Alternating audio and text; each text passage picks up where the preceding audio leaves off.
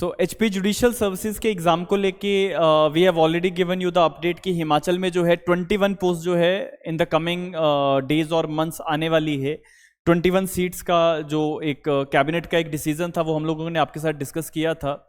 इसके साथ साथ अब जो सबसे इंपॉर्टेंट चीज़ है कि अब प्रिपरेशन कैसे की जाए। देखिए सबसे इंपॉर्टेंट चीज़ ये होती है कि आप अगर नोटिफिकेशन का वेट करोगे और उसके बाद तैयारी का शेड्यूल बनाओगे then it is not going to work out. तो आपको इनिशियल स्टेजेस से ही तैयारी रखनी है। समय से जागना ज़रूरी है, समय के बाद जाग के कोई फ़ायदा नहीं होगा। तो समय से पहले कैसे जागा जाए, तो अपना प्रिपरेशन शेड्यूल जो है वो आप मेंटेन करें और टेस्ट पेपर्स जो हैं उनको देना आप शुरू करें। देखिए आप जो आज के इस वीडियो में सबसे इंपॉर्टेंट चीज़ जो मैं आपके साथ डिस्कस करने वाला हूँ कि हम लोगों ने A+ लॉ अकेडमी की तरफ से, जो हम धर्मशाला में सिचुएटेड है हिमाचल प्रदेश में, और हिमाचल प्रदेश जुडिशियल सर्विसेज को क्योंकि A+ law academy specifically target करता है, तो आज के इस वीडियो में सबसे इंपॉर्टेंट चीज़ हम आपके साथ क्या डिस्कस करने आए हैं वो है हमारा आज का प्रिपरेशन शेड्यूल। तो प्रिपरेशन शेड्यूल की जहां तक बात है, देखिए एक होता है कि बच्चे अपने आप शेड्यूल बनाते हैं, दूसरा है कि आप शेड्यूल किसी और से बनवाते हैं। तो हम एक आपके लिए मॉडल शेड्यूल लेके आए हैं और इसी शेड्यूल के बेसिस पे A+ लॉ अकेडमी जो है अब टेस्ट सीरीज भी अनाउंस कर दिया है। तो हमारा जो जितने भी ऑनलाइन जितने भी बच्चे या जितने भी हमारे सब्सक्राइबर्स हैं, व्यूअर्स हैं, जितने भी लोग एस्पिरेंट जुडिशियल सर्विसेज हिमाचल को टारगेट कर रहे हैं, तो आप लोगों के लिए बहुत इंपॉर्टेंट चीज़ है कि देखो अगर आप टेस्ट सीरीज को ज्वाइन करना चाह रहे हो या प्रिपरेशन शेड्यूल आपको देखना है तो आपके लिए ये वीडियो बहुत ज़्यादा फायदेमंद होने वाला है। Reason being that we are going to tell you that how you can thoroughly prepare for the HPGS exam. Now let's come to the point. देखिए HPGS के एग्जाम को क्रैक करने के लिए सबसे पहली चीज आपको यही समझनी है कि क्या आपके 21 सब्जेक्ट्स रेडी है या नहीं।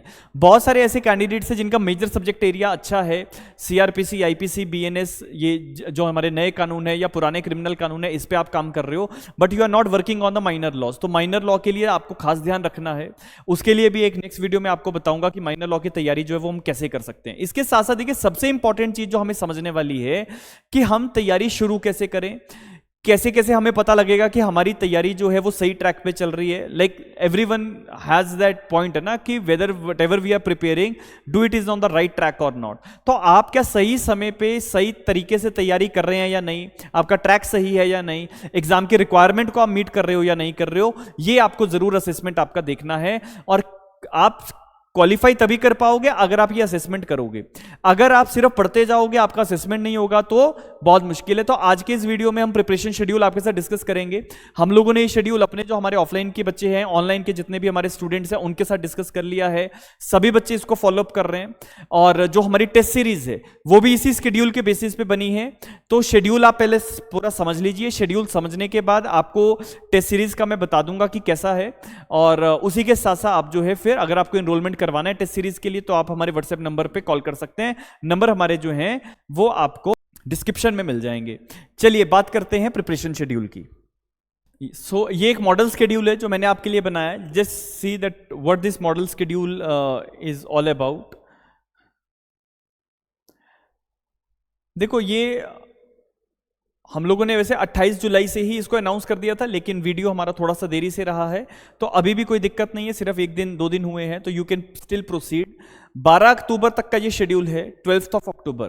12 अक्टूबर तक बहुत सारी चीजें क्लियर हो जाएंगी, नोटिफिकेशन भी संभावित है आ ही जाएगा, एग्जाम की डेट्स भी आ जाएंगी, लगभग पेपर भी आसपास ही रहेगा। तो उसके तरीके से अगर आप तैयारी करोगे, तो इसके तरीके से अगर आप तैयारी करोगे तो definitely it is going to work out. अब एक एक चीज आप ध्यान से समझिएगा कि आपको अभी से बाय द इनिशियल डेज आपको आपके एस्से और ट्रांसलेशन की तैयारी जो है वो साथ साथ करनी है, क्योंकि हिमाचल में जो एस्से है और ट्रांसलेशन है हिंदी के पेपर में और इंग्लिश के पेपर में बहुत इंपॉर्टेंट है, तो उसको आप साथ साथ फोकस करेंगे। कम से कम आपको जो है एटलीस्ट 40 to 50 एस्सेज आपको हिंदी के करने हैं और कम से कम 50 से 60 एस्से आप जो है इंग्लिश के प्रैक्टिस करेंगे। सेम इतने ही आप कम से कम ट्रांसलेशंस करें। ट्रांसलेशंस के लिए जो बेस्ट तरीका हम कर सकते हैं वो ये है कि अगर आप न्यूज़पेपर पढ़ते हो तो न्यूज़पेपर के लिए इंडियन एक्सप्रेस आप ले लो और उसके साथ उसका जो हिंदी वर्जन है जनसत्ता वो आप ले सकते हैं। That is going to work out, उससे आपकी तैयारी बहुत अच्छी हो जाएगी ट्रांसलेशंस को खास करके। अब अगर आपने न्यूज़पेपर आप नहीं पढ़ते हैं, पढ़ना चाहिए, आपको अपडेट रखता है, लेकिन फिर भी अगर आप समय के अभाव से नहीं पढ़ पा रहे हैं then definitely you can proceed for certain books. तो बुक्स को लेके मैं एक अलग से आपको वीडियो में दे दूंगा कि कौन कौन सी बुक्स आप जो है फॉलो अप कर सकते हो हिमाचल जुडिशरी के लिए।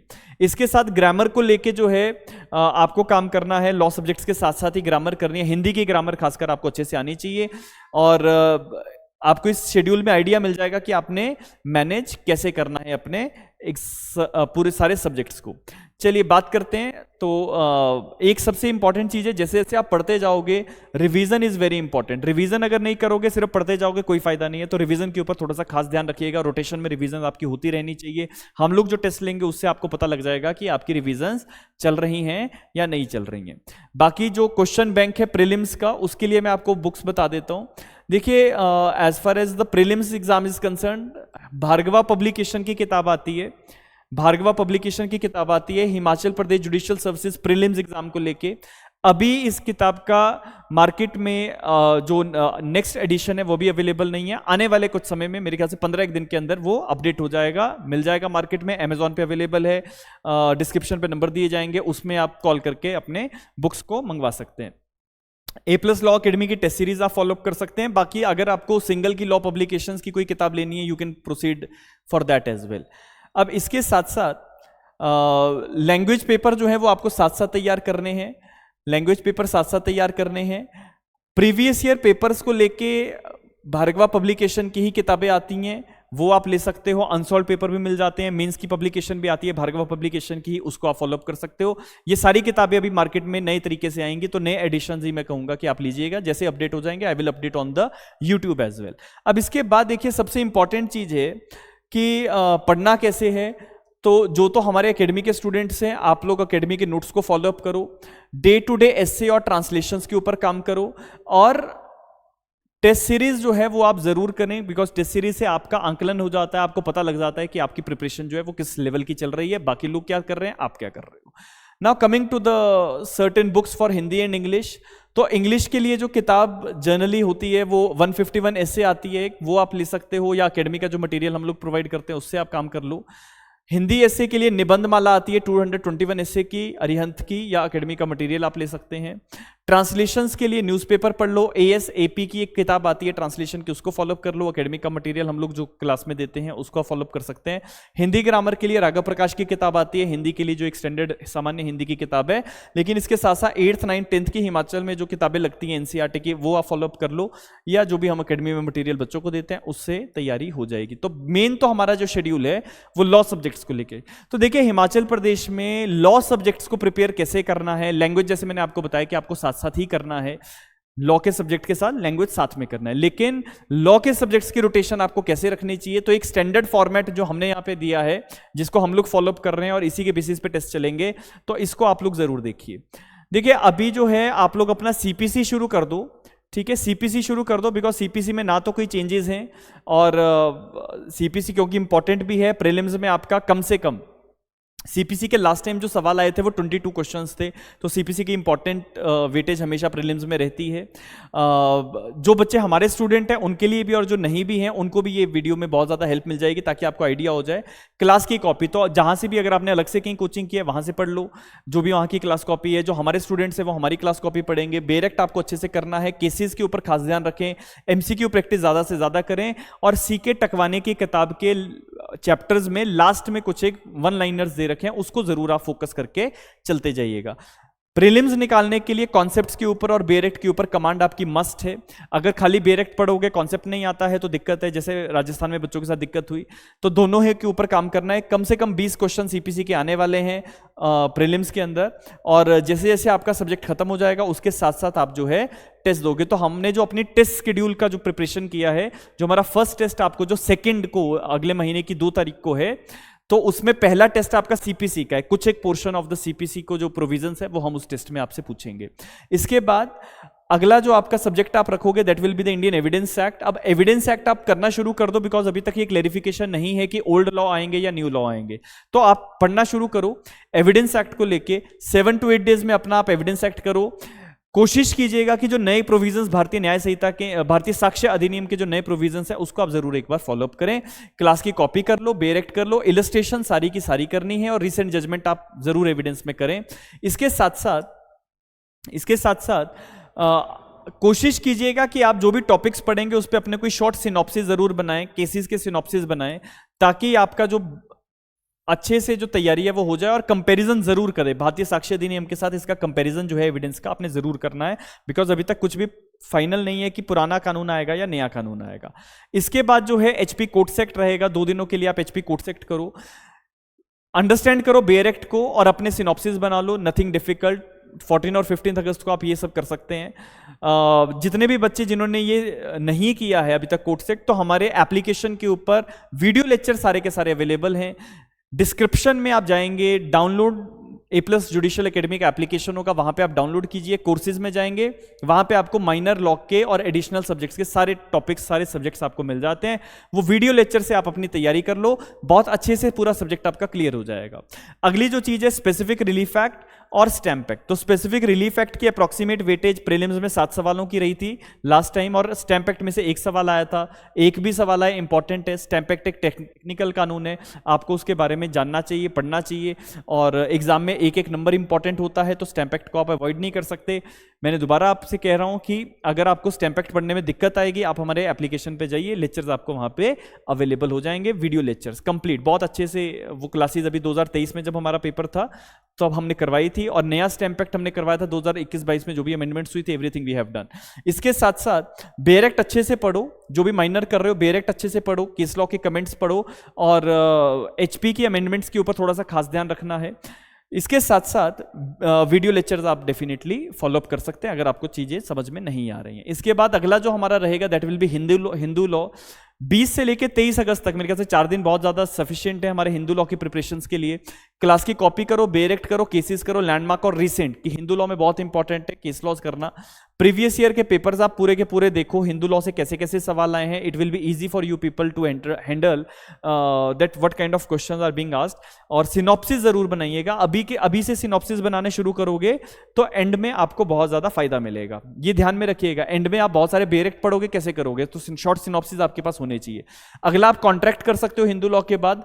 24 से 28 अगस्त की हमने डेट डाल दी है, 4 दिन में कॉन्ट्रैक्ट हो जाता है आराम से। ज्यादातर जो हिमाचल में सवाल आते हैं वो सेक्शन 1 to 75 के आते हैं, लेकिन आगे का जो एरिया है बेलमेंट, प्लेज या आपका इंडेमनिटी गारंटी, वहां से इक्का दुक्का सवाल आ जाता है, बहुत ज्यादा नहीं आता, लेकिन फिर भी अगर आप कर पाए तो बेहतर है। इंग्लिश केसेस जितने भी हमारे कॉन्ट्रैक्ट में आते हैं वो सब आप ध्यान में रखेंगे, उनके जो कीवर्ड्स हैं या जो भी पॉइंट उसमें हेल्ड हुआ था इंग्लिश केसेस में, उसका आपको खास ध्यान रखना है। बेयर एक्ट के ऊपर काम अच्छे से करना है, ठीक है, खासकर 75 तक तो बहुत अच्छे से करना है। इलस्ट्रेशन सारी की सारी पढ़नी है। Thereafter limitation act, limitation को लेके मैंने आपको पहले ही बताया था कि जो हमारे नोट्स हैं उनको आप फॉलोअप कर लो, अदरवाइज बेयर एक्ट अच्छे से करो। जो जहाँ से भी आपने पढ़ा है उसकी जो भी आपकी क्लास की कॉपी होगी उसको जरूर अच्छे से पढ़ें। Thereafter it will be easy for you. इसके बाद जो अगला हमारा सब्जेक्ट रहेगा that will be Himachal Pradesh का अर्बन रेंट कंट्रोल एक्ट। तो देखो, अर्बन रेंट कंट्रोल एक्ट को लेके आपके लिए 3 दिन आई थिंक पर्याप्त हैं, ठीक है। 1 सितंबर से लेके 3 सितंबर तक आप एचपी रेंट कंट्रोल एक्ट करो। अब रेंट कंट्रोल एक्ट जब आप करोगे तो आपको ये समझना है कि अच्छा, हिमाचल में कुछ एक अमेंडमेंट्स हुई थी रेंट कंट्रोल के अंदर, 2012 में कुछ एक अमेंडमेंट्स हैं, तो उनका आपको थोड़ा सा खास ध्यान रखना है। और PYQs अच्छे से करें, बेयर एक्ट अच्छे से पढ़ें, और अगर बेयर एक्ट के अंदर केसेस हैं तो केसेस अच्छे से पढ़ें। A+ लॉ अकेडमी की तरफ से, भार्गवा बुक्स पब्लिकेशंस की तरफ से बेयर एक्ट भी अभी जल्दी मार्केट में आ जाएंगे, तो वो आप लोग परचेज कर सकते हैं। इसके बाद आपका जो है TPA, तो जब आप TPA शुरू करोगे, लगभग आपको 5 से 6 दिन हम TPA के लिए दे रहे हैं। 4 सितंबर से लेकर 8 सितंबर तक आराम से आप TPA करो, लेकिन TPA के साथ आप पॉक्सो कर लो, क्लास की कॉपी कर लो, TPA के लिए बेयर एक्ट कर लो, केस सिनॉप्सिस बनाओ और कॉन्सेप्ट की रिवीजन करो। और पॉक्सो को लेके स्पेसिफिकली हम कहेंगे कि आप बेयर एक्ट के ऊपर ज्यादा अप्रोच रखो, और अगर कोई रूल्स आपको हैं पढ़ने को मिलते हैं पॉक्सो के रूल्स जो हैं वो भी आप अच्छे से कर लें। इसके बाद आपका IPC या BNS, अभी तक क्योंकि कंफ्यूजन है कि कौन सा आएगा, पुराना आएगा नया आएगा, ज्यादातर संभावित है कि पुराना ही आने वाला है, लेकिन कोई कह नहीं सकते। 20+ सवाल जो हैं वो IPC से या BNS से आ जाते हैं। लास्ट टाइम का जो पैटर्न है वो 14 to 15 क्वेश्चन आए थे, लेकिन लगभग इतने सवाल आने की गुंजाइश रहती है। अच्छे से IPC करना है या BNS कंपेरिजन करके चलना है। PYQ सारी स्टेट्स के करो, क्लास की कॉपी करो, कंप्लीट बेयर एक्ट, इलस्ट्रेशंस और पनिशमेंट के ऊपर थोड़ा खास ध्यान रखना है। केस लॉज और ब्रीफ सिनॉप्सिस अपने जरूर जरूर मेंटेन करें। 8 दिन हम आपको दे रहे हैं आईपीसी करने के लिए। 8 दिन के अंदर आपके 3 से 4 पेपर जो हैं वो हम लोग आईपीसी के ले लेंगे। इसके साथ साथ सीआरपीसी या बीएनएसएस जब आएगा 16 तारीख से लेकर 25 सितंबर तक, 16 से 25 सितंबर it is more than sufficient time to go through with this lengthy subject that is CrPC और बीएनएसएस। तब तक सारी चीजें क्लियर हो ही जाएंगी कि कौन सा सब्जेक्ट आने वाला है। इसके बाद जो है 26 से 30 सितंबर के बीच में 4 से 5 दिन आपको मिल जाएंगे। डीवी एक्ट कर लो, पॉश कर लो और पीएनडीटी कर लो, डोमेस्टिक वायलेंस, सेक्सुअल हरासमेंट और प्रीनेटल डायग्नोस्टिक टेक्निक एक्ट कर लो। बहुत अच्छे से तैयारी हो जाती है, बहुत ज्यादा मुश्किल नहीं है। सारे सब्जेक्ट बीआर एक्ट के ऊपर ज्यादा फोकस करना है, इन माइनर सब्जेक्ट्स के ऊपर। 1 तारीख से 5 तारीख के बीच में वाइल्ड लाइफ और फॉरेस्ट कर लो। 6 अक्टूबर से लेकर 12 अक्टूबर के बीच में एक्साइज, नेगोशिएबल, जुवेनाइल जस्टिस और पॉक्सो कर लो। आपके माइनर भी खत्म हो जाएंगे, मेजर भी खत्म हो जाएंगे। अप्रोक्सीमेटली सारे के सारे 21 सब्जेक्ट्स आपके बहुत अच्छे से हो जाएंगे। अब देखो सबसे इंपॉर्टेंट चीज है, जब सब्जेक्ट आप कर रहे हो, जैसे सपोज आपने सीपीसी किया, उसके बाद आप एविडेंस कर रहे हो, फिर कोर्ट सेक्ट कर रहे हो, तो बीच में रोटेशन लेके आओ।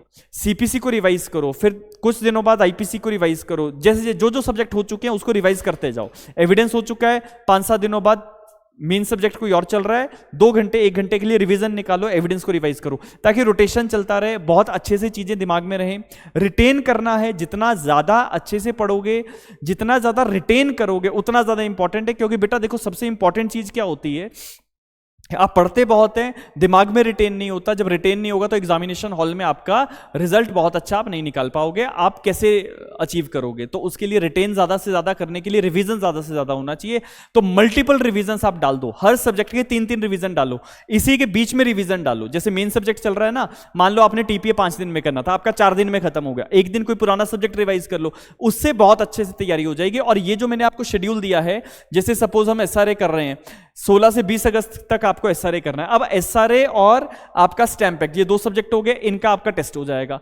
इन्हीं डेट्स पे टेस्ट होगा जो हमने दिए हैं, इन्हीं डेट्स के बीच में सब्जेक्ट्स की रोटेशन में टेस्ट होगा। तो जितने भी कैंडिडेट्स टेस्ट देना चाहते हैं, आपको अच्छा लगता है कि अच्छा आपने किया है, तैयारी अच्छे से की है, लेकिन टेस्ट दे देते हैं, so you can join the test series as well.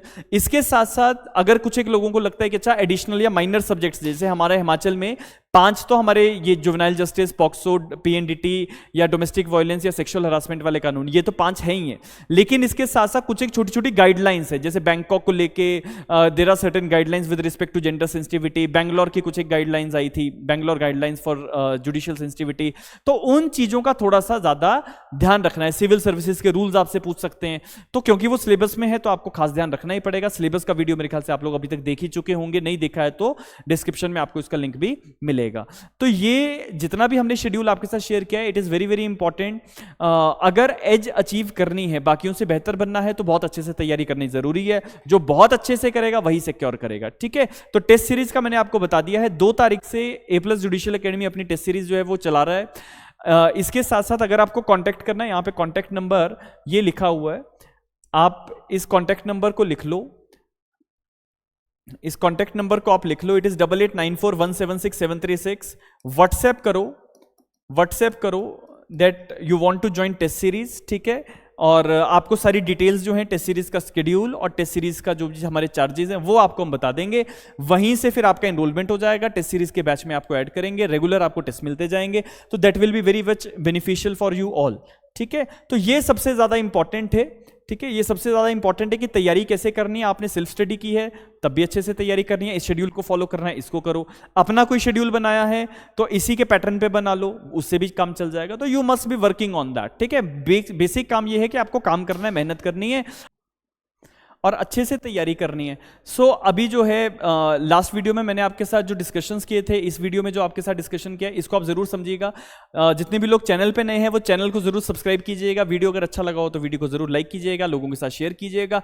और इसके साथ साथ अपकमिंग वीडियो में मैं आपके साथ हिमाचल प्रदेश जुडिशियल सर्विसेज को लेकर और क्या क्या हम कर सकते हैं, कैसे कैसे तैयारी हो सकती है, उसको लेकर भी वीडियोज जो है वो आते रहेंगे। तो नोटिफिकेशन बिल को जरूर क्लिक कीजिएगा ताकि आपको अपडेट जो है टाइम पे मिलता रहे। अभी बहुत सारे ऐसे लोग हैं जो 3-3, 4-4 दिन बाद वीडियो देख पाते हैं तो अपडेट नहीं हो पाते हो, तो उसी के लिए आप नोटिफिकेशन बेल को जरूर क्लिक कीजिएगा। इसी के साथ साथ मिलेंगे किसी नए वीडियो में, तब तक के लिए बहुत बहुत धन्यवाद। Thank you so much.